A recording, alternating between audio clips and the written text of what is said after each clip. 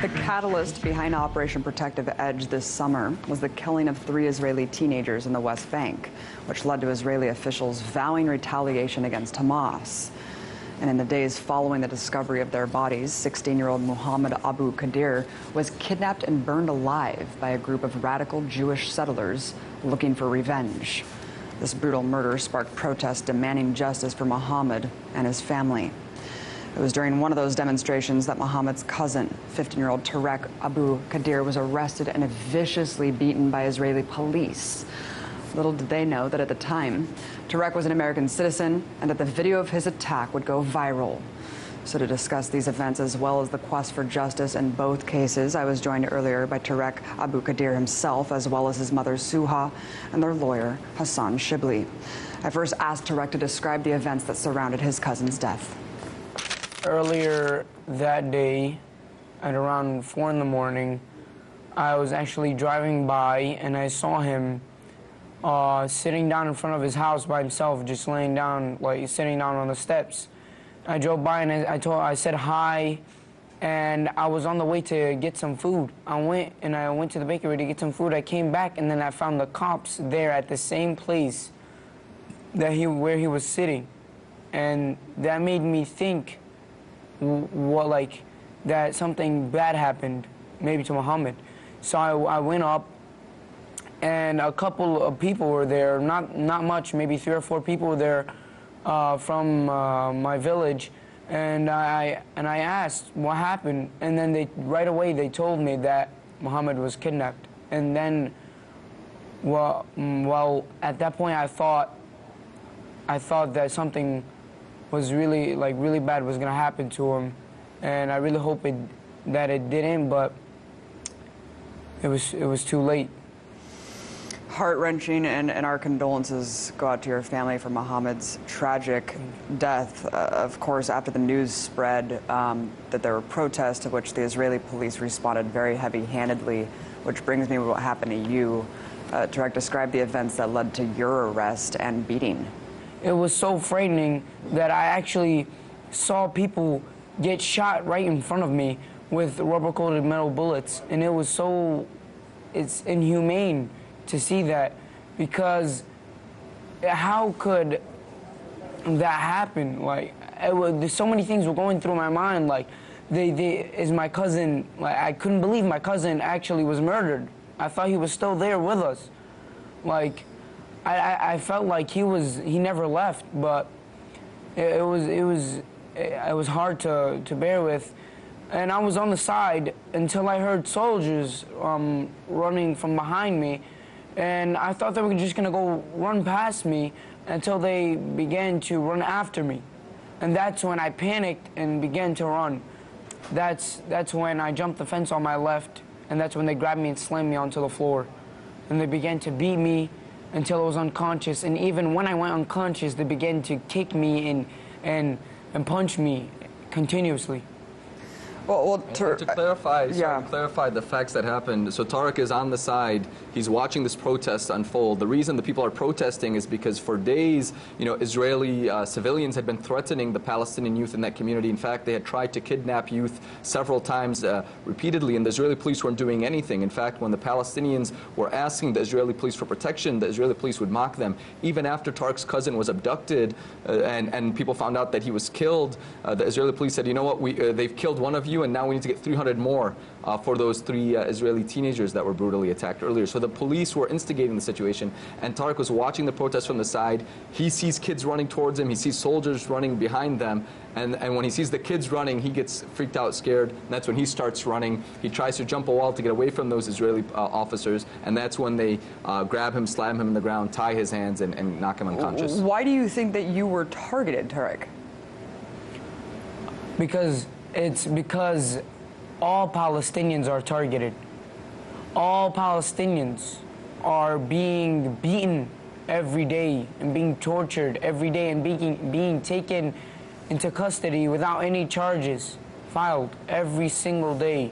And in fact, actually, yesterday, one of my cousins just recently got out of jail from being arrested the day after I came back from Palestine, and he was arrested and then let go. And then just yesterday, he was arrested again with my other cousin. And they're both taken to jail, and they're still in jail as we speak. Why do you think that your congresswoman in Florida did not immediately call for Tariq to be returned to the U.S.? And what was your reaction to other representatives accusing him of being part of the demonstrations as though somehow that justified this horrific beating? My office had direct interaction with the Congresswoman's office, and it was very clear she was almost afraid to get involved. It seemed like she was more concerned about the interests of those Israeli police officers involved in the beating of Tariq, more than she was concerned about her own constituent who was beaten by those Israeli police officers.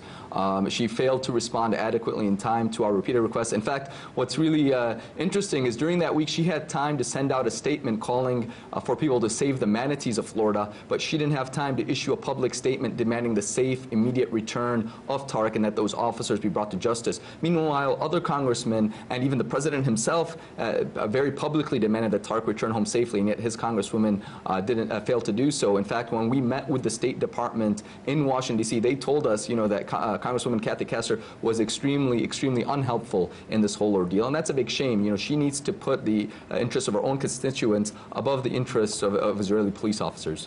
And I just want justice for what the Israeli police did to me, and I don't want it happening to any other person, or especially another child.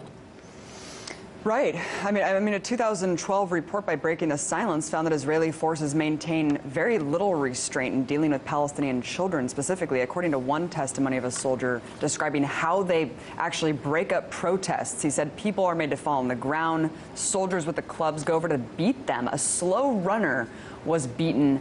That was the rule. I'm wondering, Hassan, considering how territories are policed like this on a daily basis, do you think that the world would even know about Tariq's beating if he wasn't an American citizen? No, because, look, there were 2,000 Palestinian civilians brutally killed by Israel over the past couple months in its onslaught on Gaza. And many Americans don't know the names of those Palestinian civilians who were brutally killed. There are many children right now who were beaten by Israeli police and are still in prison. In fact, many of Tariq's cousins right now have been brutally attacked by Israeli police and are in jail right now without facing any charges. And that's all made possible by our tax dollars. And yet we don't know their names, we don't know their stories. And the fact of the matter is that's because they're not American. And it's also because we were very fortunate in this case that at least there was video evidence of the beating Tariq received to expose to the world the great injustice that the Palestinian people are dealt with on a normal daily basis at the hands of the Israeli police. And Suha, your family was fortunate enough to return to the U.S.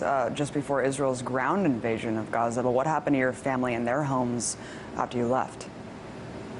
Yes, their homes were raided. The males in the home were taken into custody, again, with no charges. It was just devastating. It was devastating to hear all this. After we had left, they apparently took it as a form of retaliation, I guess, against Tariq, since, he got the word out and, his video went viral. So I guess the Israeli police, wanted to retaliate and take them into custody. The State Department's been on record saying they're very concerned about the Israeli government and the Israeli police in particular retaliating against the Kheidr family, and that's just unacceptable. 97% of complaints against Israeli forces are never acted upon, according to Yesh Din. And do you think that the facilitation of this indictment was just because of the backlash? There were other officers beating him. What's happening to them? Well, that's what we're wondering. We're wondering why one officer is being prosecuted and the rest are let go. Not only the other two that were with him in the video, the other ones also that when he got to the jail, he was denied medical attention as well from the officers in the jail. Yeah, Tariq, what happened to you once you were actually arrested after being severely beaten? Only after 6 hours of being in jail blindfolded, they finally took me to get some medical attention, and I went to the hospital after 6 hours being in jail and then came back from the hospital the same night that I was beaten. Yeah, they waited 6 hours after his father had followed him to the jail and pleaded for them to take him to get medical attention. Suha, what would accountability look like to your family, of course, not only for this beating, for the death of Mohammed? I think these people, the Israeli extremists that caused the death of Mohammed, should be brought to justice. I mean, this is like a normal thing for the Israeli police to have them off on an insanity plea. So, I mean, I think they should have given them time, sentenced them. It's very important that the individuals involved in the murder of Tariq's cousin, Mohammed Kheidr, are brought to justice. And it's very important that all the officers involved in brutally attacking Tariq, beating him unconscious, and then denying him medical treatment are brought to justice in a transparent process to send a message that this kind of behavior isn't tolerated by the Israeli government. Because otherwise, you know, the fact that you only have one Israeli officer right now charged with any crime really sends a message that they're almost trying to scapegoat that one officer and try to appease the public that, look, we're doing something, without really addressing the root cause of the problem, which is that there's a system in the Israeli government that tolerates the gross abuse and civil rights violations of the Palestinian people. I mean, it's just unconscionable to think that a country that calls itself a democracy, calls itself an ally of the United States, routinely beats young Palestinian children and throws them in jail without any charges. That's just unconscionable and unacceptable, and that's why it's critical that all the officers involved be brought to justice and Israel changes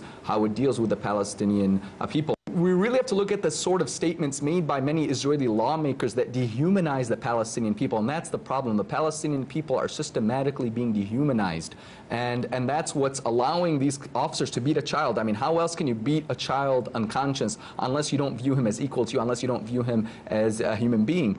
And that's the problem here. I believe that the Palestinian people are facing this sort of mistreatment at the hands of the Israeli government simply because they share a different ethnicity and a different religion than those in power in Israel have. And it's because of that that they're treated as second-class citizens and denied very basic human rights and due process of law.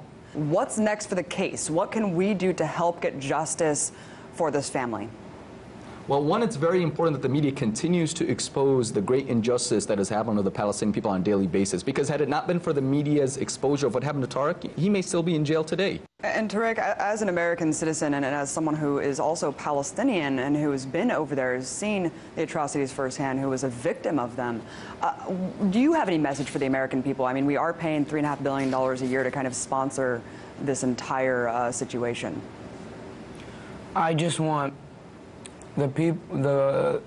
everyone to spread awareness and show the brutality of the Israeli soldiers to the Palestinians, because me myself, I want to go back to Palestine so bad, because I don't want to abandon my family over there, because that's where my family is and that's where we come from, and that's why I want to go back so bad, because it feels like a different place for me, and I feel a specific way when I go over there. And it's very important we get justice in Tariq's case, not just for the sake of Tariq and his family, but to send a clear message that that kind of abuse of power and authority is unacceptable, so that no other child, whether he's Palestinian, Jewish, Christian, Israeli, Arab, whatever he is or she is, never goes through that same sort of brutal treatment that Tariq went through. Exactly. We're all one human family, and it's about time we start treating each other like that. Thank you so much, you guys. Amazing to have you all on. Hassan, Shibli, Tariq, Suha, Abu Kheidr. Really appreciate it, you guys.